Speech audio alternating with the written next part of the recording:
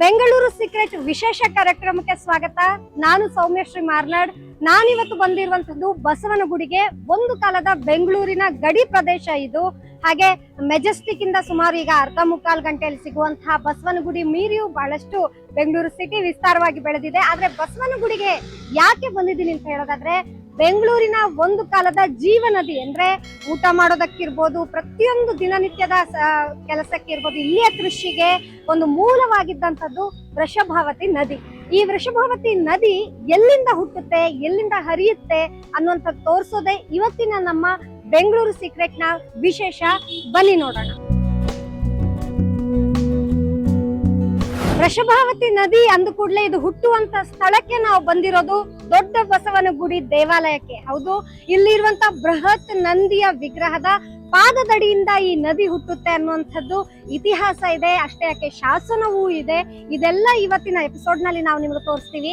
ಆದ್ರೆ ವೃಷಭಾವತಿ ನದಿ ಅಂದ ಕೂಡಲೇ ಕೆಲವರಿಗೆ ಈ ಹೆಸರು ಹೊಸದಿರ್ಬೋದು, ಆದ್ರೆ ಇದು ಬಹಳ ಒಂದು ಬೆಂಗಳೂರಿಗೆ ಪ್ರಮುಖವಾದ ನದಿಯಾಗಿತ್ತು. ಆದ್ರೆ ಈಗ ಅದರ ದುಸ್ಥಿತಿಯಲ್ಲಿ ಇದಕ್ಕೆ ಯಾವ ರೀತಿ ಕೆಟ್ಟ ಹೆಸರು ಬಂದಿದೆ ಅಂದ್ರೆ ಕೆಂಗೇರಿ ಮೋರಿ ಎನ್ನುವಂತಹ ಕೆಟ್ಟ ಹೆಸರು ಕೂಡ ಬಂದಿದೆ. ಇದಕ್ಕೆ ಈಗಿನ ಆಡಳಿತವೇ ಕಾರಣ ಅಂತ ಹೇಳ್ಬೋದು. ಅಂದ್ರೆ ಜನ ಸಂಖ್ಯೆ ಹೆಚ್ಚಾಗಿ ಇದು ಈ ಸ್ಥಿತಿಗೆ ತಲುಪಿರುವಂತದ್ದು. ಆದ್ರೆ ಇದರ ಮೂಲ ರೂಪ ಹೇಗಿತ್ತು ಅನ್ನೋಂಥದನ್ನ ನಾವು ನಿಮಗೆ ತೋರಿಸ್ತೀವಿ. ಬನ್ನಿ.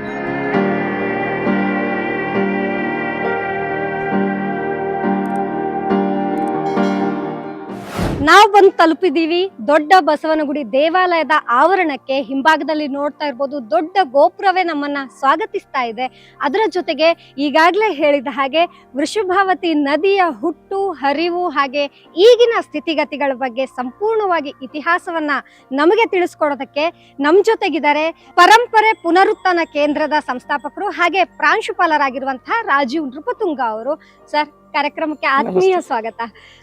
ಈಗ ಹೇಗೆ ಕಾವೇರಿ ಇದೆಯೋ, ಒಂದು ಕಾಲದಲ್ಲಿ ನಮಗೆ ಅದು ವೃಷಭಾವತಿ ನದಿಯಾಗಿತ್ತು, ಅದರ ಹುಟ್ಟು ನೀವು ಇಲ್ಲೇ ಅಂತ ಹೇಳ್ತಾ ಇದ್ರಿ, ಅದರ ಕುರಿತು ಶಾಸನ ಇದೆ ಅಂತ ಹೇಳ್ತಿದ್ರಿ. ಅದರ ಬಗ್ಗೆ ನಮ್ಮ ವೀಕ್ಷಕರಿಗೆ ವಿವರಿಸಬಹುದಾ ಸರ್? ಖಂಡಿತ ಮೇಡಮ್, ಖಂಡಿತ ವಿವರಿಸ್ತೀನಿ.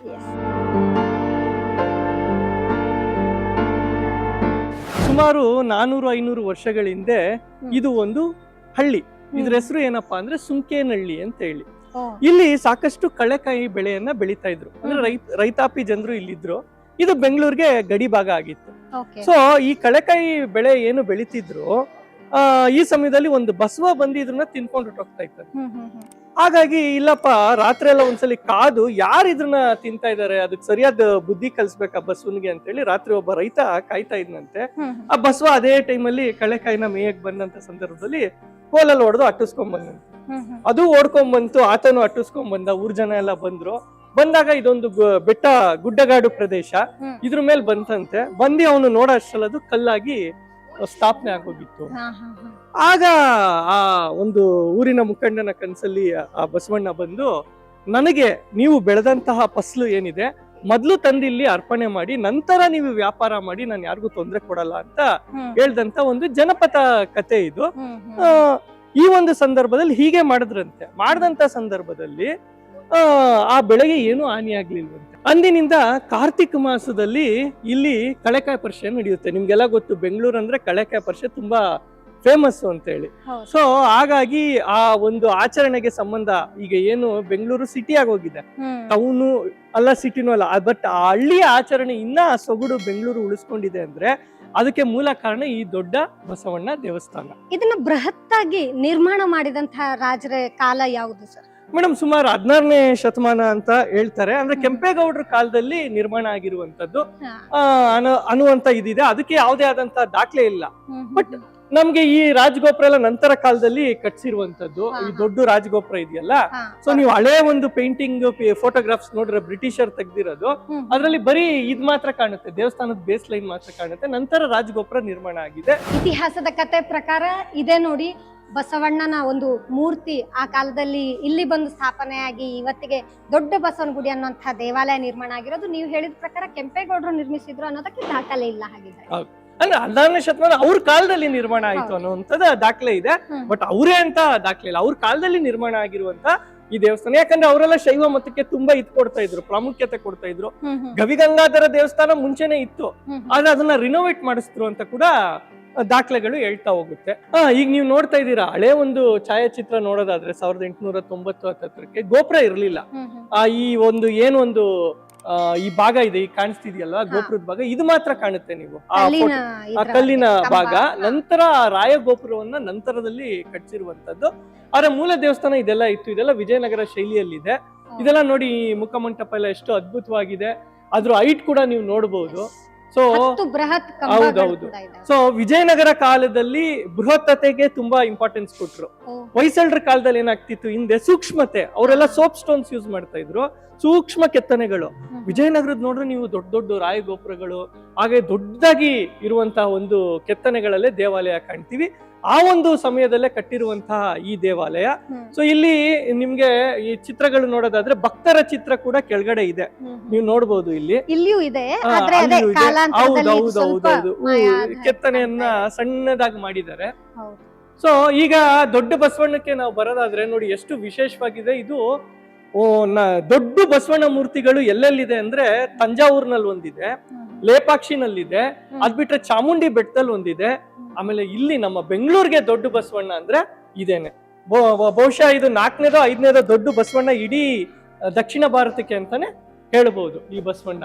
ನೋಡಿ ಇಲ್ಲಿ ಒಂದು ವಿಶೇಷ ಏನು ಅಂದ್ರೆ, ಈ ಬಸವಣ್ಣ ನೀವು ನೋಡ್ತಾ ಇದ್ದೀರಲ್ಲ, ಸೊ ಇದ್ರ ಪಾದದ ಅಡಿಯಲ್ಲಿ ಇಲ್ಲಿ ಶಾಸನ ಕೂಡ ಇದೆ. ಪಾದದ ಅಡಿಯಲ್ಲಿ ವೃಷಭಾವತಿ ಹುಟ್ಟಿ ಪಶ್ಚಿಮ ವಾಹಿನಿಯಾಗಿ ಹರಿಯುವಳು ಅಂತೇಳಿ ನೀವು ನೋಡ್ಬೋದು ಇಲ್ಲಿ ಶಾಸನ.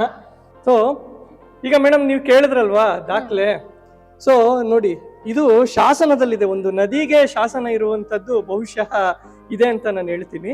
ಸೊ ಅಲ್ಲಿ ಪಾದ ಕಾಣ್ತಿದೆ, ಕೆಳಗೆ ಕಮಲ ಕಾಣ್ತಿದೆ ನಿಮ್ಗೆ. ಅಂದ್ರೆ ಅದೇನು ಅಂದ್ರೆ ನೀರಿನ ಸಂಕೇತ ಅಂತ ಹೇಳ್ತಾರೆ. ಓಕೆ, ಅಲ್ಲಿಂದ ಒಂದು ಜಲ ಉತ್ಪತ್ತಿ ಆಗಿದೆ. ಈ ಬಸವ ಕೂತಂತ ಒಂದು ಸಂದರ್ಭದಲ್ಲಿ ಹುಟ್ಟಂತಹ ನದಿ ಅಂತಾನು ಹೇಳ್ತಾರೆ.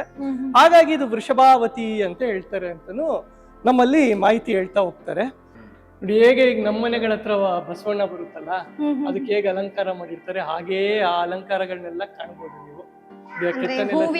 ಹೌದು, ಹೂವಿನ ಬಳ್ಳಿ ಆಗಿರ್ಬೋದು, ಗಂಟೆ ಆಗಿರ್ಬೋದು, ಅದ್ರದ್ದೇ ಆದಂತ ಈಗ ಮೈಸೂರಲ್ಲಿ ದಸರಾಗಿರುತ್ತಲ್ಲ ಅಲಂಕಾರಿಕ ವಸ್ತುಗಳು, ಹಾಗೆ ನೋಡಿ ಎಷ್ಟು ಅದ್ಭುತವಾಗಿ ಬಂದಿದೆ ಅಲಂಕಾರಿಕ ವಸ್ತುಗಳು. ಆಮೇಲೆ ನೀವು ಇನ್ನೊಂದು ನೋಡ್ಬೋದು, ನೀರಿನ ಅಂಶ ಕೂಡ ಇದರಲ್ಲಿ ನಿಮ್ಗೆ ಗೊತ್ತಾಗುತ್ತೆ. ಮುಟ್ಟಿದ್ರೆ ತುಂಬಾ ತಣ್ಣಕ್ಕೆ ಒಂದು ಸ್ಪಾಟ್ ಇದೆ.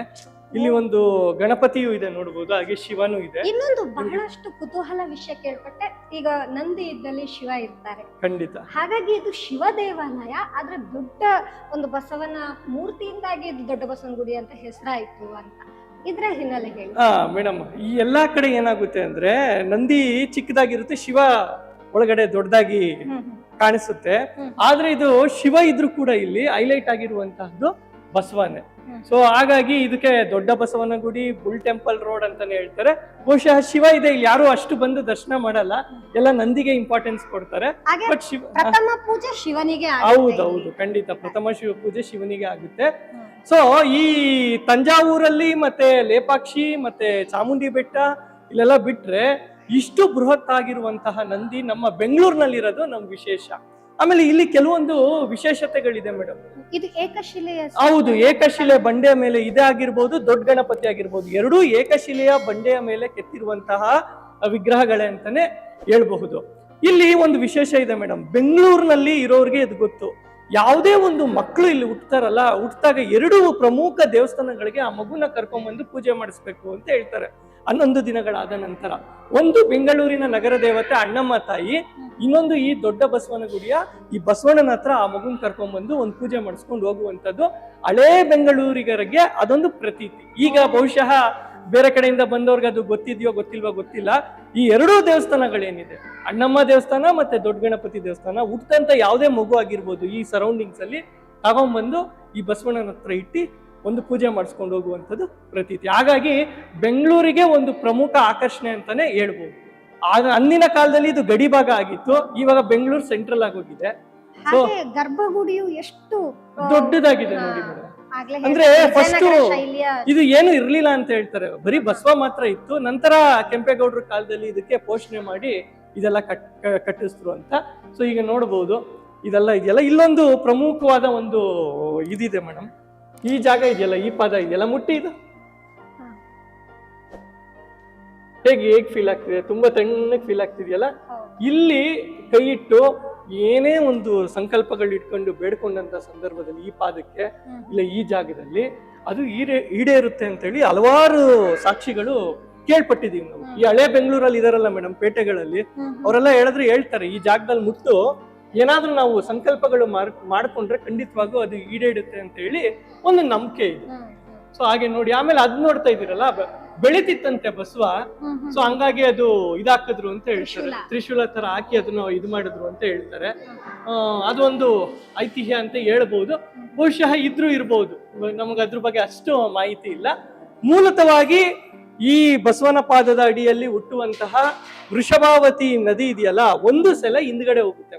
ನೀವು ಅವಾಗ್ಲೇ ಕೇಳಿದ್ರೆ ಕೆಂಪೇಗೌಡ್ರೇನ ಅಂತ. ಹೌದು, ಆಗಿನ ಕಾಲಕ್ಕೆ ಕೆಂಪೇಗೌಡ್ರ ಕಾಲದಲ್ಲಿ ನಿರ್ಮಾಣ ಆಗಿರುವಂತದಕ್ಕೆ ಸಾಕ್ಷಿ ಏನು ಅಂದ್ರೆ ಅಲ್ಲಿ ಕೆಂಪೇಗೌಡರ ಶಿಲೆ ಮತ್ತೆ ಅವ್ರ ಮಗಂದು ಮತ್ತೆ ರಾಣಿಯರದು ಕೆತ್ತನೆಗಳನ್ನ ನೀವು ಅಲ್ಲಿ ನೋಡ್ಬೋದು. ಅದಕ್ಕೆ ಕಂಬದಲ್ಲಿ ಚಿಕ್ಕ ಚಿಕ್ಕ ಕಂಬದಲ್ಲಿ ಇದೆಯಲ್ಲ ಅಲ್ಲಿ ನೋಡ್ಬೋದು. ಎರಡೂ ಭಾಗದಲ್ಲಿದೆ. ಅಂದ್ರೆ ದೇವರಿಗೆ ಸೇವೆ ಮಾಡಿದ ಒಂದು ಪ್ರತೀಕವಾಗಿ ದೇವರ ಹತ್ರನೇ ಅವ್ರು ಸದಾ ಇರ್ಬೇಕು ಅಂತ. ಹೇಗೆ ತಿರುಪತಿಯಲ್ಲಿ ಕೃಷ್ಣದೇವರಾಯರ ವಿಗ್ರಹ ಇದೆಯೋ ಅದೇ ರೀತಿ ನೋಡಿ ಇಲ್ಲಿ ಕೆಂಪೇಗೌಡರು. ನೀವು ಶಿವಗಂಗೆಗೆ ಹೋಗಿ, ಅಲ್ಲೂ ಕೂಡ ಕೆಂಪೇಗೌಡರ ಒಂದು ಮುಖ್ಯ ಕ್ಷೇತ್ರ, ಅದು ಟ್ರೆಷರ್. ಅದು ನಮ್ಮ ಬೆಂಗಳೂರಲ್ಲಿ ಕಲೆಕ್ಟ್ ಆಗ್ತಾ ಇದ್ದಿತ್ತು ಎಲ್ಲಾ ಒಂದು ತೆರಿಗೆಗಳು ಎಲ್ಲಿ ಹೋಲ್ಡ್ ಮಾಡ್ತಾ ಇದ್ರು, ಎಲ್ಲಿ ಇಟ್ಕೊಂತ ಇದ್ರು ಅಂದ್ರೆ ಶಿವಗಂಗೆನ. ಸೊ ಅಲ್ಲೂ ಕೂಡ ನೀವು ನೋಡಿದ್ರೆ ಕೆಂಪೇಗೌಡರ ವಿಗ್ರಹ ಇದೆ, ಪ್ರತ್ಯೇಕ ದಾಖಲೆ ಅಂತಾನೆ ಹೇಳ್ಬೋದು.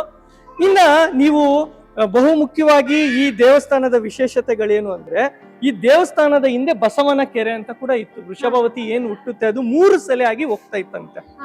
ಒಂದು ಸೆಲೆ ಬಂದು ಹಿಂದ್ಗಡೆ ಬಸವನ ಪಾದ ಏನಿದೆ ಹಿಂದ್ಗಡೆಯಿಂದ ಬಂದು ಬಸವನ ಕೆರೆ ಅಂತ. ಇವತ್ತು ಅದು BMS ಕಾಲೇಜ್ ಆಗಿ ಹೋಗಿದೆ. ಅಲ್ಲಿ ಮತ್ತೊಂದು ಇದು ಗಡಿ ಪ್ರದೇಶ ಅನ್ನೋದಕ್ಕೆ ವಿಶೇಷತೆ ಏನಂದ್ರೆ, ಒಂದು ಕೆಂಪೇಗೌಡರ ಒಂದು ಗಡಿ ಗೋಪುರ ಅಲ್ಲ ಆಲ್ರೆಡಿ ಇದೆ. ಸೊ ಹಾಗಾಗಿ ಈಗ ಹಾಸ್ಪಿಟಲ್ ಕ್ಯಾಂಪಸ್ ಒಳಗಡೆ ಇದೆ. ಆ ಬಸವನ ಕೆರೆನು ನಾವು ತೋರಿಸ್ತೀನಿ ನಾನು ನಿಮ್ಗೆ. ಇನ್ನೊಂದು ಸಲ ಎಲ್ಲಿ ಹೋಗುತ್ತಪ್ಪ ಅಂದ್ರೆ, ಇಲ್ಲಿಂದ ಕೆಳಗೆ ಹೋಗಿ ಡೌನ್ ಹೋಗುತ್ತೆ. ಕೆಳಗಡೆ ಹೋದ್ರೆ ಅದು ಗವಿಪುರಂ ಸೇರುತ್ತೆ. ಅಲ್ಲಿ ಗವಿ ಗಂಗಾಧರ ದೇವಸ್ಥಾನ ನಿಮ್ಗೆ ಗೊತ್ತು. ಅದು ಒಂದು ದೊಡ್ಡ ಐತಿಹಾಸಿಕ ದೇವಸ್ಥಾನ, ಬೆಂಗಳೂರಿಗೆ ಒಂದು ಪುರಾತನವಾದಂತಹ ದೇವಸ್ಥಾನ ಅಂತಾನೆ ಹೇಳ್ಬೋದು. ಈ ಗವಿ ಗಂಗಾಧರ ದೇವಸ್ಥಾನ ಏನಕ್ಕೆ ಗಂಗಾಧರ ಅಂತಾನೆ ಹೇಳ್ತಾರೆ ಅಂದ್ರೆ, ಅದ್ರ ಕೆಳಗಡೆ ಈ ನದಿ ತೊಳ್ಕೊಂಡೋಗುತ್ತೆ ಅಂತ. ಇದಕ್ಕೆ ಇನ್ನೊಂದ್ ಹೆಸರು ಏನ್ ಹೇಳ್ತಾರೆ, ಗುಪ್ತಗಾಮಿನಿ ಅಂತ. ಅಂದ್ರೆ ಆಚೆ ಕಡೆ ಎಲ್ಲೂ ಜಾಸ್ತಿ ಕಾಣಿಸ್ಕೊಳ್ಳಲ್ಲ, ಇದು ಒಳಗೇನೆ ಹರಿಯುತ್ತೆ.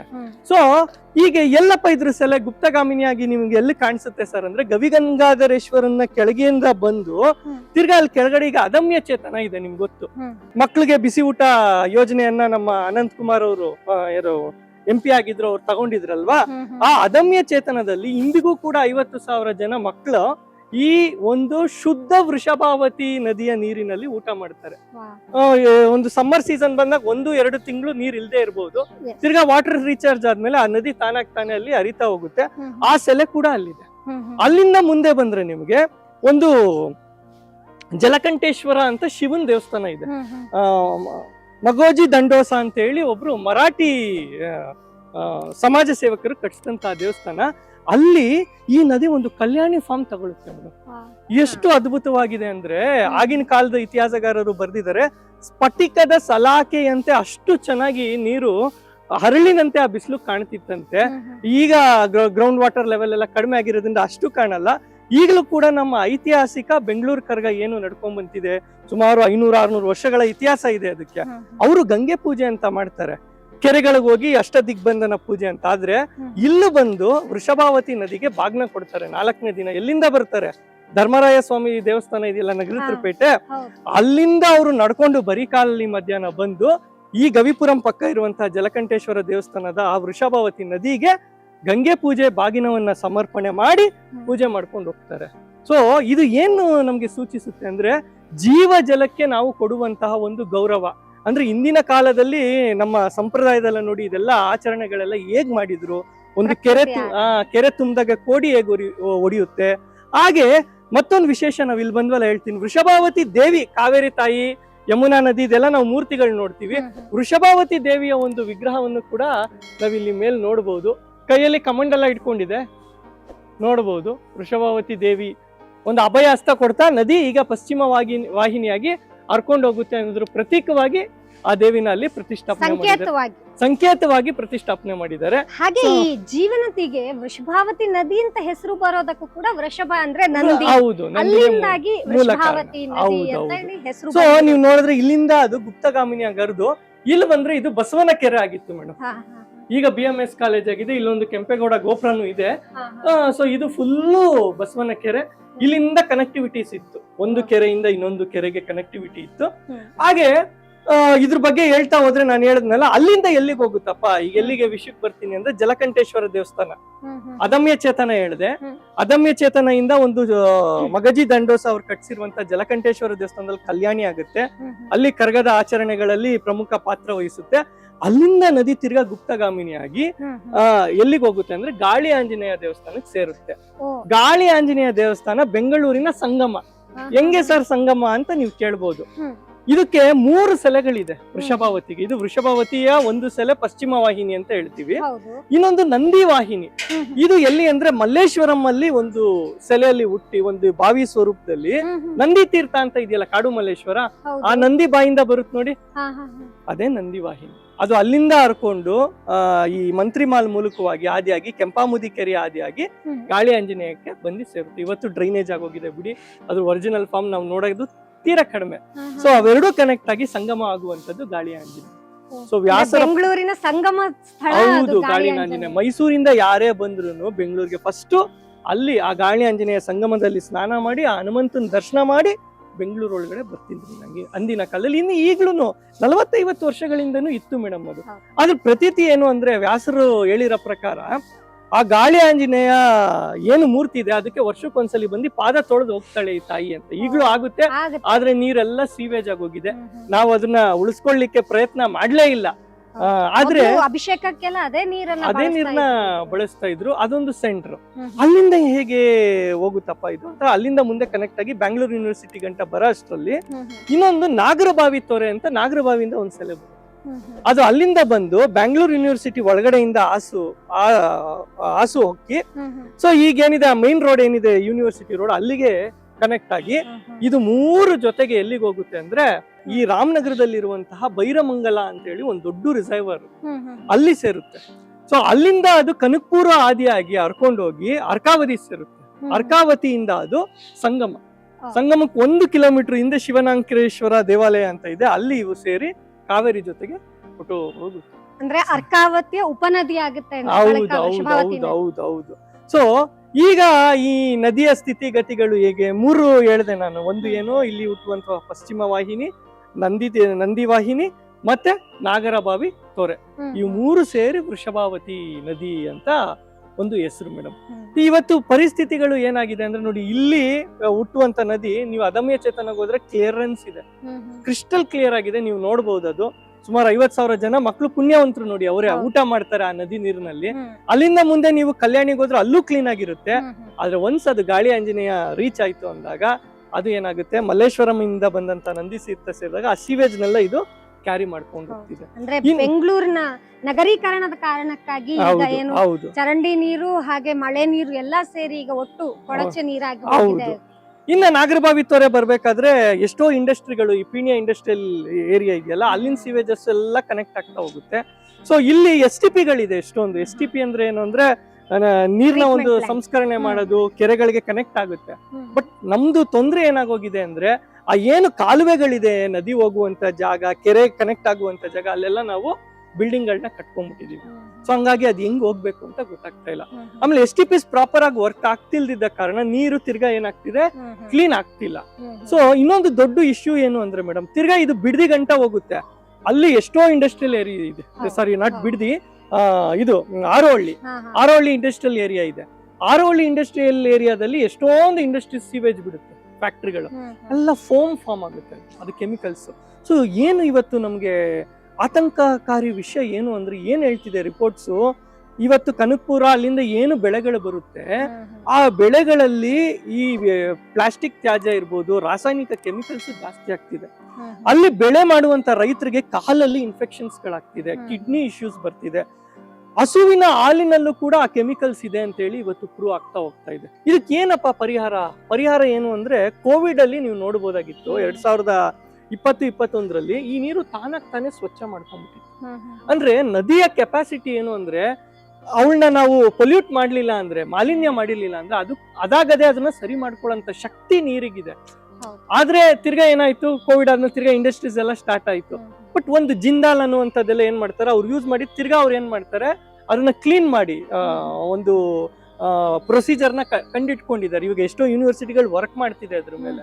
ಸೊ ತಿರ್ಗಾ ಕ್ಲಿಯರ್ ವಾಟರ್ನ ಆಚೆ ಬಿಡ್ತಾರೆ. ಆ ತರ ಎಲ್ಲಾ ಇಂಡಸ್ಟ್ರಿಗಳು ಮಾಡಿ ಈ ಒಂದು ನದಿನ ತಾನಾಗ್ ತಾನೇ ಹರಿಯಕ್ ಬಿಟ್ರೆ ಇದು ಉಳ್ಕೊಳ್ಳುತ್ತೆ. ಮೇಡಮ್ ಒಂದು ನೀವು ನಂಬ್ತೀರಾ, ಸುಮಾರು 16ನೇ ಶತಮಾನದಿಂದ 18ನೇ ಶತಮಾನಗಳ ಗಂಟ ಇದೇ ನಮ್ಗೆ ಡ್ರಿಂಕಿಂಗ್ ವಾಟರ್ ಸೋರ್ಸ್. ಆಮೇಲೆ ನಮ್ಗೆ ಇದು ತಿಪ್ಪಗೊಂಡನಹಳ್ಳಿ ಇಲ್ಲ ಅದಾದ್ಮೇಲೆ ತಿಪ್ಪಗೊಂಡನಹಳ್ಳಿ ಹೆಸರುಘಟ್ಟ ಅಲ್ಲಿಂದ ಕನೆಕ್ಟ್ ಮಾಡ್ತಾ ಇದ್ವಿ. ಕಾವೇರಿ ಬಂದಿತ್ತು ಯಾವಾಗ ಮೇಡಮ್? ಸರ್ ಮಿರ್ಜಾ ಇಸ್ಮಾಯಿಲ್ ಬಂದ್ಮೇಲೆ 40s 50s ಮೇಲೆ ನಮ್ಗೆ ಕಾವೇರಿ ಪೈಪ್ ಲೈನ್ ಬಂದಿತ್ತು. ಅಲ್ಲಿ ಗಂಟೆ ಈ ವಾಟರ್ ಮೇಲೆ ನಾವು ಡಿಪೆಂಡ್ ಆಗ್ತಾ ಇದ್ವಿ. ಬೆಂಗಳೂರಿದ್ದೇ ಸ್ವಂತ ಹೌದು. ಇವತ್ತು ಈ ಒಂದು ವೃಷಭಾವತಿ ಕನೆಕ್ಟ್ ಆಗುವಂತ ಎಷ್ಟೋ ನದಿಗಳಿದೆ. ನಾನು ಹೇಳದ್ನಲ್ಲ, ಚೆನ್ನಮ್ಮ ಕೆರೆ ಇರ್ಬೋದು, ಕೆಂಪಾಮುದಿ ಕೆರೆ ಇರ್ಬೋದು, ಇಲ್ಲ ಸಾರಕ್ಕಿ ಕೆರೆ ಇರ್ಬೋದು, ಉತ್ರಳ್ಳಿ ಕೆರೆ, ಇದೆಲ್ಲ ಇದಕ್ಕೆ ಕನೆಕ್ಟೆಡ್. ಅಲ್ಲೆಲ್ಲ ಏನ್ ಇವತ್ತು ರಿಸರ್ಚ್ ತೋರಿಸುತ್ತೆ ಅಂದ್ರೆ ರೆಡ್ ಝೋನ್ ಅಂತ ತೋರಿಸುತ್ತೆ. ಅಂದ್ರೆ ಯಾವುದು ಅಕ್ವಾಟಿಕ್ ಅನಿಮಲ್ಸ್ ಅಲ್ಲಿ ಬದುಕಲಿಕ್ಕೆ ಸಾಧ್ಯವಿಲ್ಲ. ಯಾವ ಮೀನುಗಳಾಗಿರ್ಬೋದು ಅಥವಾ ಜಲಚರ ಜೀವಿಗಳು ಬದುಕಲಿಕ್ಕೆ ಸಾಧ್ಯವೇ ಆಗ್ತಿಲ್ಲ. ಬೇಸಿಗೆ ಬಂತಂದ್ರೆ ನೀರಿನ ಸಮಸ್ಯೆ. ಹೌದು.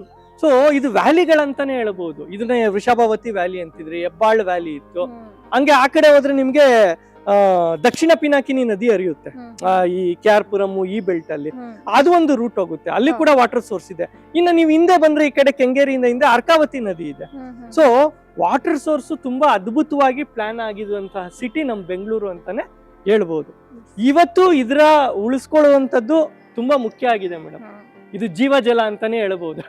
ಒಟ್ನಲ್ಲಿ ದೊಡ್ಡ ಬಸವನ ಗುಡಿ ಒಂದು ರೀತಿಯಲ್ಲಿ ದೇವರ ಸ್ಥಾನ, ಹಾಗೆ ಪ್ರಕೃತಿ ಆರಾಧನೆಗೆ ಬಹಳ ಮುಖ್ಯವಾದ ಸ್ಥಾನ ಆಗಿ ಇವತ್ತಿಗೂ ಬೆಂಗಳೂರಲ್ಲಿ ಒಂದು ಪ್ರಮುಖ ದೇವಸ್ಥಾನವಾಗಿ ಇಲ್ಲಿ ದೊಡ್ಡ ಬಸವನ ಗುಡಿ ಹಾಗೆ ನಾವು ಸಾಂಸ್ಕೃತಿಕ ಸ್ಥಾನ ಅಂತಾನು ಹೇಳ್ಬೋದು ಮೇಡಮ್.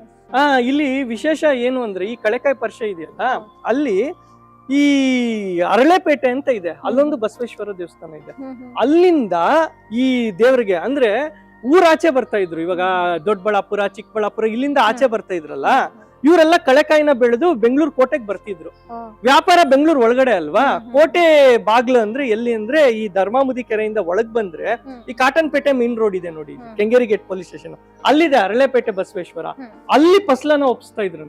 ಫಸ್ಟ್ ಒಪ್ಸಿ ನಂತರ ಇಲ್ಲಿ ವ್ಯಾಪಾರಗಳನ್ನ ಮಾಡ್ತಾ ಇದ್ರಂತೆ. ಸೊ ಅಲ್ಲಿಂದ ನಂದಿಕೋಲ್ನ ತಗೊಂಡ್ಬಂದು ಇಲ್ಲಿ ಆಚರಣೆ ಮಾಡುವಂತದ್ದೇ ಕಳೆಕಾಯಿ ಪರಿಷೆ ಒಂದು ಪ್ರಮುಖ ಆಚರಣೆ. ಇದು ಎಷ್ಟೊಂದ್ ಜನಕ್ಕೆ ಗೊತ್ತಿಲ್ಲ. ಈಗ ಡಾಕ್ಯುಮೆಂಟರೀಸ್ ಎಲ್ಲ ಬಂದಿದೆ, ದಾಖಲೆ ಮಾಡಿದ್ದಾರೆ. ಮತ್ತೆ ಕಳೆಕಾಯಿ ಪರಿಷೆ ಹೇಗಾಗುತ್ತೆ ಅಂದ್ರೆ ಸುತ್ತಮುತ್ತ ನೀವು ನೋಡ್ಬೋದು, ಒಂದು ಹಳ್ಳಿಯ ಕಲರವ ತಿರ್ಗಾ ಒಂದು ರಿಟೈನ್ ಆಗುತ್ತೆ ಅದು. ಸೊ ಒಂದು ಸಾಂಸ್ಕೃತಿಕ ಹಬ್ಬ ಅಂತಾನೆ ನಮ್ ಬೆಂಗಳೂರಿಗೆ ಕಳೆಕಾಯಿ ಪರಿಷೆನ ನಾವ್ ಹೇಳ್ಬೋದು. ನೋಡಿದ್ರಲ್ಲ ವೀಕ್ಷಕರೇ, ಇದಾಗಿತ್ತು ಈ ದೇವಾಲಯ, ಹಾಗೆ ವೃಷಭಾವತಿ ನದಿ ಹುಟ್ಟುವ ಹಾಗೆ ಅಲ್ಲಿಂದ ಹರಿಯುವ ಹಾಗೆ ಎಲ್ಲಿವರೆಗೆ ಅದು ಹರಿಯುತ್ತೆ ಅನ್ನುವಂಥ ಹಿಸ್ಟ್ರಿಯನ್ನು ನಮಗೆ ನೃಪತುಂಗ ಸರ್ ಹೇಳಿದ್ರು. ಹಾಗೆ ಬೆಂಗಳೂರಿಗೆ ಇದು ಆಗಿನ ಗಡಿಯಾಗಿತ್ತು. ಯಾಕಂದ್ರೆ ಇಲ್ಲಿ ಬೆಟ್ಟ ಹಾಗೆ ಬಂಡೆ ಕಲ್ಲುಗಳ ಒಂದು ಬೆಟ್ಟದ ರೀತಿ ಇತ್ತು. ಹಾಗೆ ಇದಕ್ಕೆ ಒಂದು ಕಾವಲು ಗೋಪುರವಾಗಿ ಇಲ್ಲಿ ಕೆಲಸ ಮಾಡ್ತಿದ್ರು ಸೈನಿಕರೆಲ್ಲ. ಯಾವುದೇ ಒಂದು ದಾಳಿ ಆಗಬಹುದು ಅಥವಾ ಬೇರೆ ಆಕ್ರಮಣಗಳಾಗಬಹುದು ನಗರದೊಳಕ್ಕೆ ಅಥವಾ ಒಂದು ಊರಿನೊಳಕ್ಕೆ ಅನ್ನುವಂಥದ್ದು ಇದ್ದಾಗ ಈ ಬಂಡೆ ಮೇಲೆಯಿಂದ ನಗರವನ್ನ ಕಾವಲು ಕಾಯ್ತಾ ಇದ್ದಂತಹ ಸನ್ನಿವೇಶ ಆಗಿತ್ತು. ಬನ್ನಿ ಹಾಗಿದ್ರೆ ನೋಡೋಣ ಈ ಬ್ಯೂಗಲ್ ರಾಕ್ ಅನ್ನುವಂಥ ಪಾರ್ಕ್ ಈಗ ಏನಿದೆ ಅದರ ಹಿಸ್ಟ್ರಿಯನ್ನ ನೋಡ್ಕೊಂಡು ಬರೋಣ.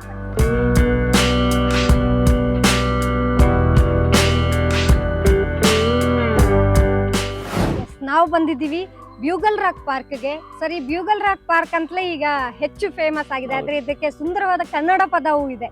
ಹಾಗೆ ಈ ಪಾರ್ಕ್ ನ ಹಿನ್ನೆಲೆಯನ್ನ ಹೇಳಿ. ಕಹಳೆ ಬಂಡೆ ಅಂತ ಹೇಳ್ತಾರೆ ಇದ್ರನ್ನ. ಏನಕ್ಕೆ ಕಹಳೆ ಬಂಡೆ ಅಂದ್ರೆ ಇದು ಆಗಿನ ಕಾಲದ ಬೆಂಗಳೂರಿನ ಗಡಿ ಅಂತಾನೆ ಹೇಳ್ಬೋದು. ಕೆಂಪೇಗೌಡರು ಏನ್ ಕಟ್ಸಿದ್ರು ಕೋಟೆ, ಅದನ್ನ ಕಾವಲು ಕಾಯ್ಲಿಕ್ಕೆ ಗಡಿ ಗೋಪುರಗಳನ್ನ ಕಟ್ಟಿದ್ರು. ಅಲ್ಸೂರಲ್ಲಿದೆ ಒಂದು ಬಂಡೆಕಾಳಮ್ಮ ದೇವಸ್ಥಾನ ಹಿಂದೆ ಇದೆ, ಇಲ್ಲಿದೆ ಯಾವ್ದಾದ್ರು ಹರಿಹರೇಶ್ವರ ಗುಡ್ಡ, ಇಲ್ಲೊಂದಿದೆ ಹಿಂದ್ಗಡೆ BMS ಅಲ್ಲಿ, ಲಾಲ್ಬಾಗ್ ಅಲ್ಲಿ ಒಂದಿದೆ. ಸೊ ಈ ತರ ಸಾಕಷ್ಟು ಗೋಪುರಗಳು ಕಟ್ಸಿದ್ರಲ್ಲ. ಸೊ ಇಲ್ಲಿ ಒಂದು ಎತ್ತರದ ಪ್ರದೇಶ ಇದು. ಇಲ್ಲಿ ಯಾರು ಅವರು ಕಾವಲುಗಾರರು ಕಾಯ್ತಾ ಇದ್ರಂತೆ. ಏನಾದ್ರೂ ಶತ್ರುಗಳು ಬಂದ್ರೆ ಕಹಳೆ ಏನಿದೆ ಈಗ ನೀವು ನೋಡ್ತಾ ಇದ್ರಿ, ಈ ಕಹಳೆನ ಊದುತ್ತಾ ಇದ್ರು. ಆಗ ಕೋಟೆಗೆ ಅಲರ್ಟ್ ಆಗ್ತಾ ಇತ್ತು. ಯಾವ ರೀತಿ ಅಲರ್ಟ್ ಆಗ್ತಾ ಇತ್ತು ಅಂದ್ರೆ, ನಮ್ಮ ದೈನಂದಿನ ಕೆಲಸಗಳನ್ನೆಲ್ಲ ಬಿಟ್ಟು ನಮ್ಮ ಶಸ್ತ್ರಾಸ್ತ್ರಗಳನ್ನೆಲ್ಲ ನಾವು ರೆಡಿ ಮಾಡ್ಕೊಂಡು ಯುದ್ಧಕ್ಕೆ ಸಿದ್ಧರಾಗ್ಬೇಕು ಅಂತ ಹೇಳಿ ಒಂದು ಅಲರ್ಟ್ ಅಂತ ಏನ್ ಹೇಳ್ತೀವಿ ಇವಾಗ, ಅಲರ್ಟ್ ಮೆಸೇಜ್ ಅಂತೀವಲ್ಲ, ಆ ರೀತಿ ಅಲರ್ಟ್ ಕೊಡ್ತಾ ಇದ್ದಂತಹ ಜಾಗ ಇದು ಅಂತಾನೆ ಹೇಳ್ಬೋದು.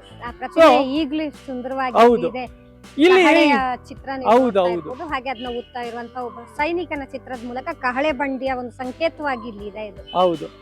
ಇನ್ನೊಂದು ವಿಶೇಷ ಏನು ಅಂದ್ರೆ ಇಲ್ಲಿ ಕಹಳೆ ಊದುತ್ತಿದ್ದಂತ ವ್ಯಕ್ತಿಗೂ ಕೂಡ ಎಷ್ಟು ಪ್ರಾಮುಖ್ಯತೆ ಕೆಂಪೇಗೌಡರು ಕೊಡ್ತಾ ಇದ್ರು ಅಂದ್ರೆ ಆತ ಏನ್ ಮಾಡ್ತಾ ಇದ್ನಂತೆ, ಫ್ರೀ ಆಗಿರುವಂತ ಟೈಮ್ ನಲ್ಲಿ ಅವನು ಮಹಾನ್ ಶಿವನ್ ಭಕ್ತ. ಈ ಕಾಳಹಸ್ತಿಲಲ್ಲಿ ಏನು ಶಿವ ಇದೆ ಅದೇ ರೀತಿ ಒಂದು ಕೆತ್ತನೆಯನ್ನ ಮಾಡಿದಾನೆ. ಈಗ್ಲೂ ಕೂಡ ಬೇಡರ ಕಣ್ಣಪ್ಪನ ದೇವಸ್ಥಾನ ಮಠ ಎಲ್ಲ ಇದೆ. ಕಾಳಹಸ್ತಿಲ್ ನಾವು ನೋಡ್ತಿರಲ್ಲ ಶಿವ ಮತ್ತೆ ಆ ಪ್ರಾಣಿಗಳ ಒಂದು ಸಂಕೇತ, ಅದೇ ರೀತಿಯಾದಂತಹ ಒಂದು ವಿಗ್ರಹವನ್ನ ವಿಗ್ರಹ ಅಂದ್ರೆ ಒಂದು ಬಂಡೆ ಮೇಲೆ ಕೆತ್ತಿದ್ದಾನೆ. ಅದು ಕೂಡ ಇಲ್ಲಿ ನಾವು ನೋಡ್ಬೋದು. ಕೆಂಪೇಗೌಡ ಅವನಿಗೂ ಕೂಡ ಇನಾಮ್ ಕೊಟ್ಟ ಅಂತ ಹೇಳಿ ಸಾಕಷ್ಟು ಜನ ಹೇಳ್ತಾ ಹೋಗ್ತಾರ. ಹೌದು, ಉಲ್ಲೇಖ ಇದೆ. ಮತ್ತೆ ಆ ದೇವಸ್ಥಾನ ಕೂಡ ಇವತ್ತು ನಾವು ನೋಡ್ಬೋದು.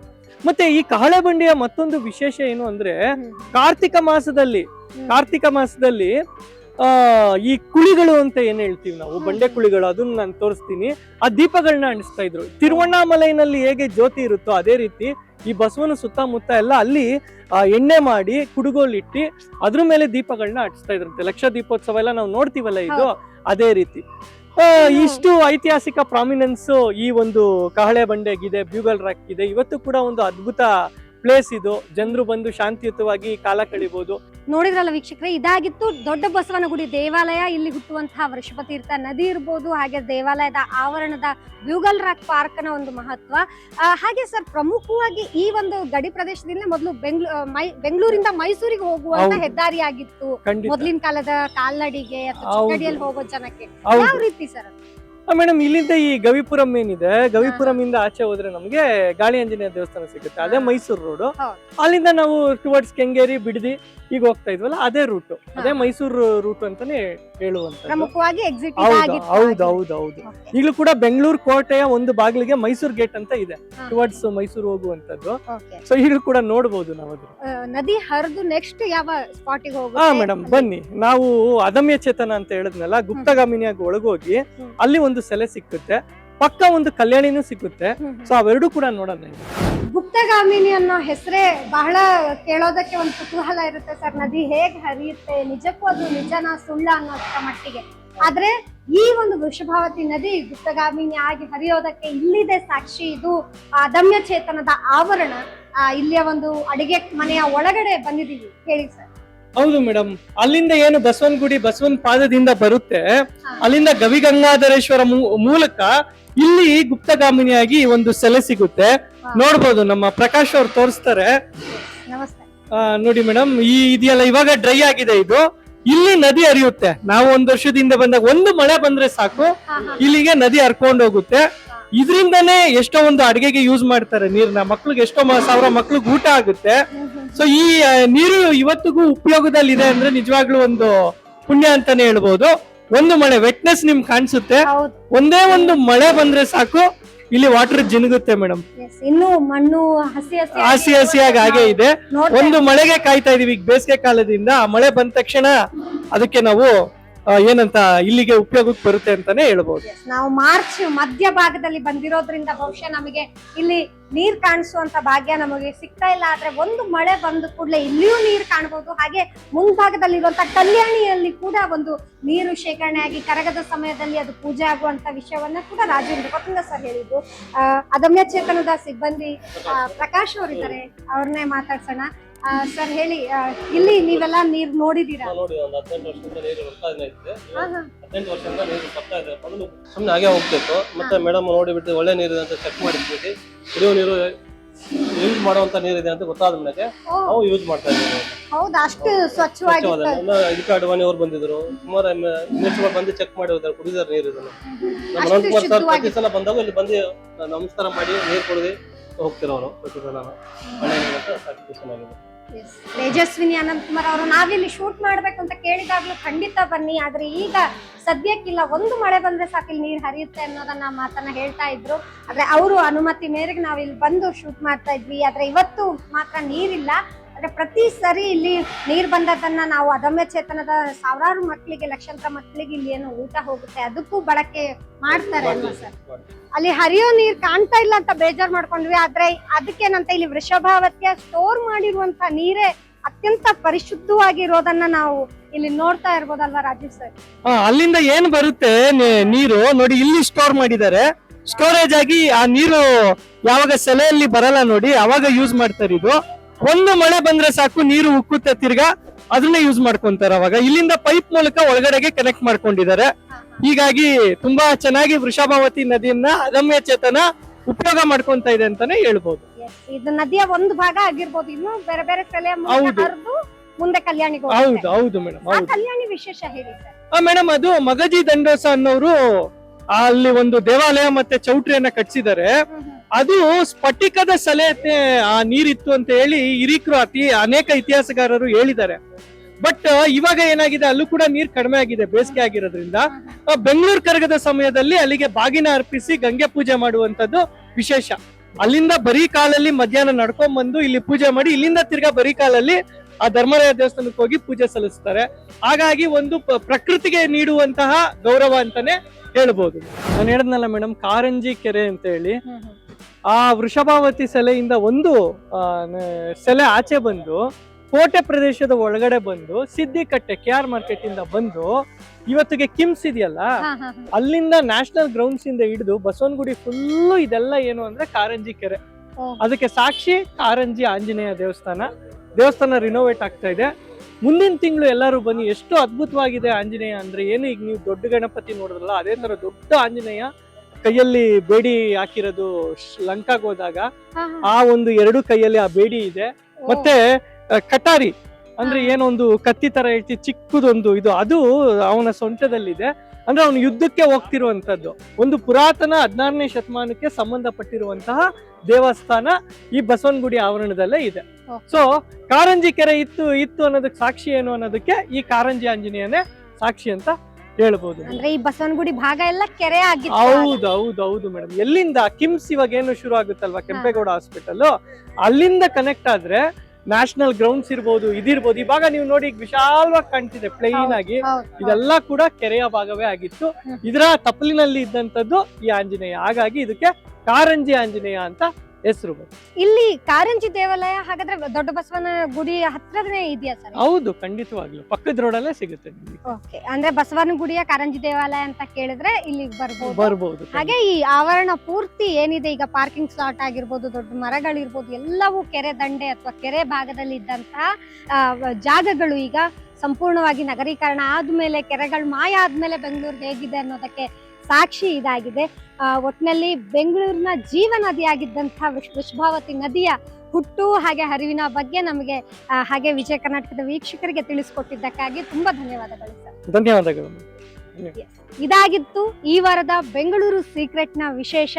ಅಂದ್ರೆ ಬೆಂಗಳೂರಿನಲ್ಲಿ ಕೂಡ ಹರಿತಿದ್ದಂತಹ ನದಿ ಈಗ ಹೇಗಿದೆ, ಯಾವ ಸ್ವರೂಪ ತಾಳಿದೆ ಅನ್ನೋದಂತ ನಾವು ನಿಮಗೆ ವಿಡಿಯೋಗಳ ಸಹಿತ ತೋರಿಸಿದೀವಿ.